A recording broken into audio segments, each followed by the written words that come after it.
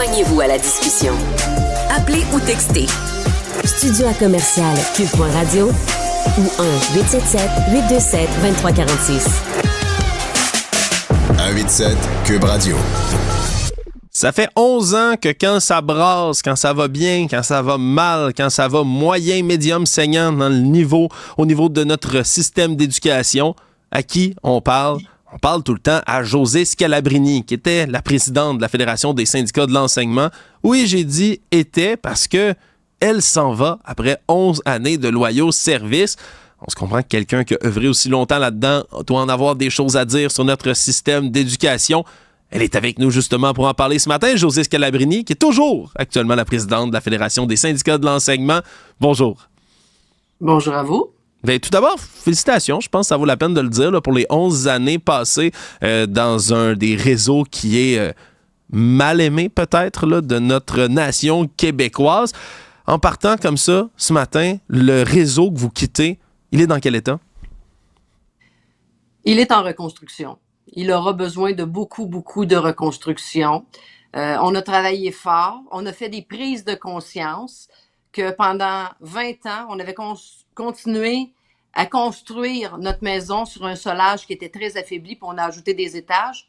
Maintenant, on en a pris conscience. Donc, il faut qu'ensemble, on trouve des solutions pour rendre à la profession enseignante ses lettres de noblesse, mais surtout pour faire que l'enseignement doive servir à ce qu'elle aurait toujours dû servir, venir apprendre aux élèves, faire cheminer les élèves et travailler pour ces élèves-là avec le personnel de l'éducation, ce qui n'a pas toujours été fait dans les dernières années.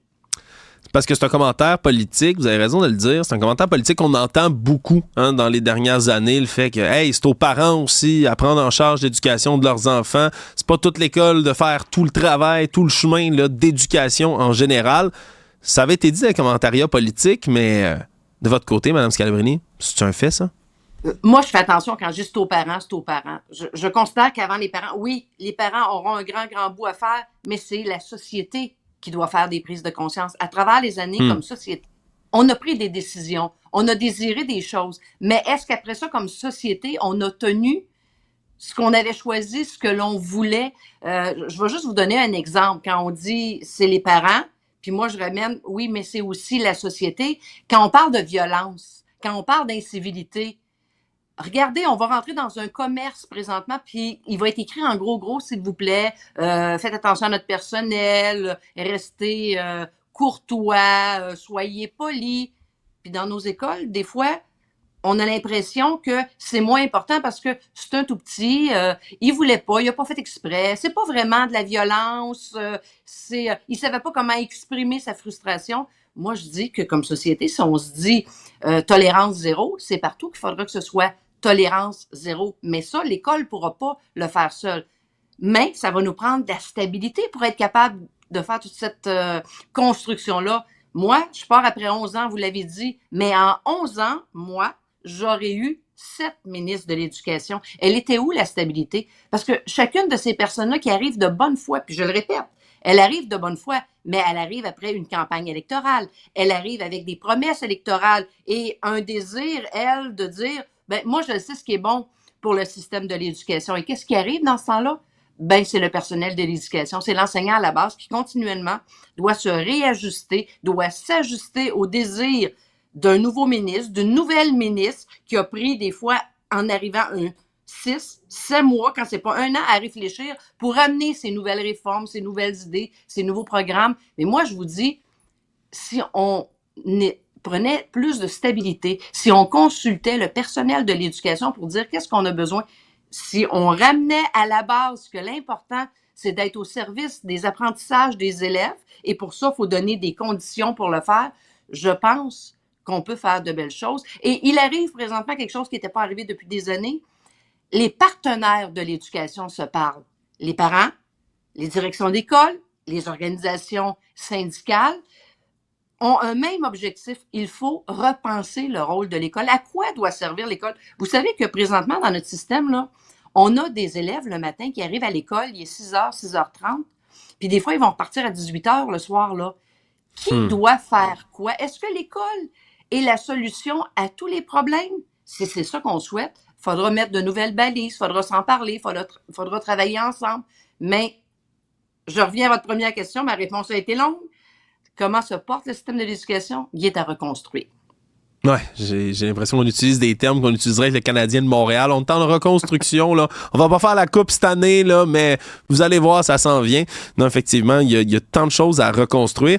Si vous aviez, parce qu'il y en a des problèmes, là, 1, puis 8, puis 100 là, dans le réseau de l'éducation, mais si on a une priorité absolue, là, pour quelqu'un qui s'en vient vous relayer pour un prochain ou une prochaine ministre de l'Éducation, Mme Scalabrini, un plus grand défi là, qui passe avant tous les autres, c'est lequel? Revaloriser la profession enseignante Ouais. et remettre l'élève au cœur de la raison d'être de l'école. Vous savez, moi, j'avais 3 priorités quand je suis arrivée. C'était faire du syndicalisme autrement, valoriser la profession enseignante et mieux faire connaître la vie professionnelle et pédagogique. Dans ce qu'on a vécu, on a réalisé que l'évaluation qui, au départ, devait être pour permettre de suivre le cheminement d'un élève, de voir où est-ce que ça va bien, où est-ce que ça va pas bien, pour réajuster les choses, est devenue une nécessité pour le gouvernement, est devenue une importance statistique. C'est peu important ce que vit l'élève. Ce qui est important, c'est qu'on ait des chiffres, qu'on ait des comparatifs, qu'on puisse mettre des écoles en compétition. Nous, notre monde nous dit, moi, j'aimerais ça pouvoir refaire ça pour lequel j'avais une passion, puis je suis allée étudier 4 ans à l'université. Ma passion, c'était l'enseignement, puis j'ai souvent l'impression que j'ai plus le temps d'enseigner. Je suis en train d'évaluer, je suis en train de faire toute autre tâche connexe, je suis en train de m'occuper de mes 8 élèves en grande difficulté dans ma classe qui m'empêchent de m'occuper de mes élèves qui étaient dans la moyenne et qui ont besoin de services aussi. Il faut mieux faire connaître les besoins de l'école présentement, puis je ramène que si tout le monde travaille ensemble, on est capable de changer des choses. Donc, je pense qu'on, même si c'est un comparatif avec le sport, comme j'ai toujours été une sportive, j'haïs pas ça. Oui, on a des choses à reconstruire. Absolument, on a toujours des choses à reconstruire dans le réseau de l'éducation. Madame Scalabrini, j'ai appris qu'aujourd'hui, vous êtes censée livrer une pétition au ministre de l'Éducation, Bernard Drainville. Est-ce qu'on peut en entendre un peu plus sur ce qui s'en vient plus tard aujourd'hui? Bien, quand je vous parle de mes réalisations et que je voulais mieux faire connaître la vie professionnelle et pédagogique, j'y ai travaillé très fort. Et c'est pour ça qu'on a créé à travers les années ce qu'on appelait, nous, mes grands colloques. On a eu 2 grands colloques où des enseignants venaient pas parler de convention collective, on venait pas parler de conditions de travail, on venait parler de notre quotidien. Puis à travers ces 2 colloques-là, ce qui nous a été dit, c'est ce que je vous disais tantôt, on veut retrouver notre passion, l'enseignement.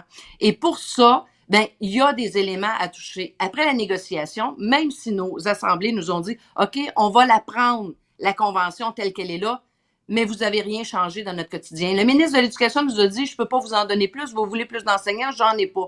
Mais nous, on dit, il y a des choses qu'on peut changer en éducation et qui vont venir améliorer le quotidien puis qui ne coûtent pas une scène. Ça, c'est une grande réflexion sur l'évaluation. Quels sont les besoins de l'évaluation? Comment on devrait se servir de cette évaluation-là? Et c'est la pétition qu'on va aller porter aujourd'hui parce qu'en quelques semaines, très particulier, moi, ça me dépasse. En quelques semaines, on dévoilera le résultat ce midi. Les enseignants se sont mobilisés pour signer une pétition. On ne voulait pas d'une pétition informatique. Là. Tu sais, tu fais juste peser sur un bouton, là, puis ça a été signé. On voulait que les enseignants reviennent aux anciennes pétitions papier où il y a crayon, le papier crayon, oui. Leur endroit et leur signature.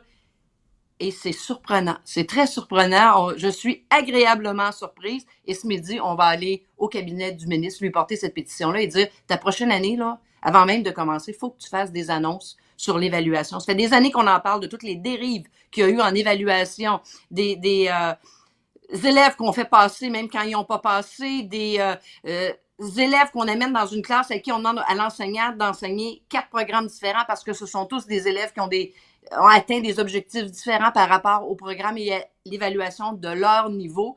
Donc, c'est ce qu'on va aller faire ce midi. Et c'est le début de notre offensive professionnelle parce que l'an prochain, il faudra aussi parler de l'intégration des élèves en grande difficulté dans nos classes sans soutien. Et il faudra aussi parler de l'importance de la composition de la classe. Oui, c'est important ce que vous dites parce que je pense qu'il y avait des nécessités là, dans vos négociations au niveau salarial, au niveau monétaire, c'est ce que vous me disiez il y a quelques instants.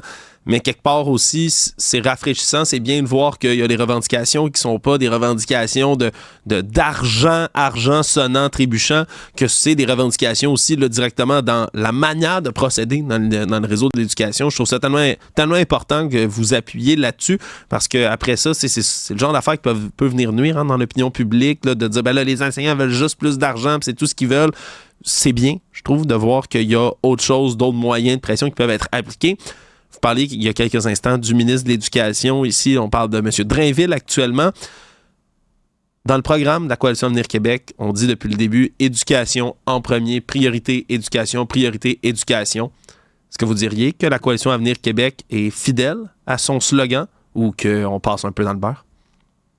Moi, je vous dirais que la Coalition Avenir Québec a été fidèle à son programme électoral, a été fidèle à ses discours, mais pas aux besoins de l'élève et pas à l'éducation. En fait, je vais vous donner le plus simple, là. On avait un premier ministre qui s'était mis la tête sur le billot en disant « maternelle 4 ans pour tout le monde, mur à mur ». Tout le milieu d'éducation, autant les syndicats, les centres de services scolaires, les directions, disaient « Hey, un instant, on n'a pas de locaux, puis on est en pénurie d'enseignants. » Et au Québec, on a déjà un système de la petite enfance qui va quand même bien, qui fait qu'il y a beaucoup, beaucoup d'élèves qui arrivent déjà avec des acquis d'une maternelle 4 ans. Est-ce qu'on pourrait y aller pour votre développement des maternelles 4 ans dans les milieux défavorisés où là, tu as des élèves qui ont de grands besoins, qui ont besoin d'être stimulés avant d'arriver à maternelle 5 ans parce qu'ils vont avoir des difficultés à partir avec les autres. Jamais ils n'ont écouté. Ils ont gardé leur objectif. Il faut développer des maternelles 4 ans mur à mur. Ils ont été capables d'en développer beaucoup moins. Ils étaient de difficulté à atteindre leur objectif, mais ils ont gardé ça en tête. Et là, présentement, parce qu'on est en pénurie, c'est quoi? La grande solution, c'est diplômés à rabais. On va aller se chercher des enseignants diplômés à rabais. Moi, je dis qu'il faut trouver des solutions pour que des jeunes viennent en éducation et sortent peut-être plus rapidement, mais il faut aussi s'assurer que ces jeunes-là qui vont venir en éducation restent en éducation et que nos gens d'expérience qui quittent à pleine porte présentement, là, vous pouvez pas vous imaginer le nombre d'enseignants après 15 ans, 20 ans, 30 ans, 32 ans, qui auraient encore beaucoup à apporter à notre système, s'en vont. Cette année-là, j'ai rencontré de nombreux enseignants qui sont loin de leur retraite, mais que malgré toutes les pénalités, vont quitter parce qu'ils n'en peuvent plus des priorités qu'on n'a pas su mettre sur le quotidien de l'élève et de l'enseignant. Donc, il y a beaucoup de travail. Il y aura des gens à la FSE qui vont être prêts à parler, quel que soit le ministre, avec les ministres qui viendront, mais il faut apprendre à se parler, à dialoguer et chercher les solutions ensemble. Madame Scalabrini, il y aurait tellement d'autres sujets que j'aimerais aborder avec vous, mais le temps file bien malheureusement. En terminant, qu'est-ce qu'on s'en va faire après 11 ans comme ça à la présidence de la Fédération des syndicats de l'enseignement? Madame Scalabrini, je peux pas croire que peut-être vous allez vous en reposer avec un petit mojito sur une plage pendant un petit moment, mais je peux pas croire que vous allez disparaître du paysage public comme ça, là. Vous allez être surpris de la capacité que Josée a de s'effacer quand il décide qu'elle s'efface. Là, elle s'en va en vacances.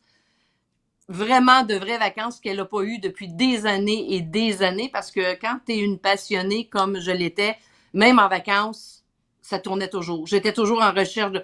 Là, je veux prendre de vraies vacances. Et après ça, on va commencer la retraite et les projets de retraite viendront. C'est-tu des voyages? C'est-tu du bénévolat dans des choses qu'elle a toujours aimées et qu'elle a dû délaisser dans les dernières années? Je ne sais pas. Mais ces décisions-là se prendront après avoir vécu de belles vacances. Bon, ben, on vous souhaite les meilleures des vacances. Josée Scalabrini, présidente de la Fédération des syndicats de l'enseignement. Merci d'avoir été là. Merci de l'invitation.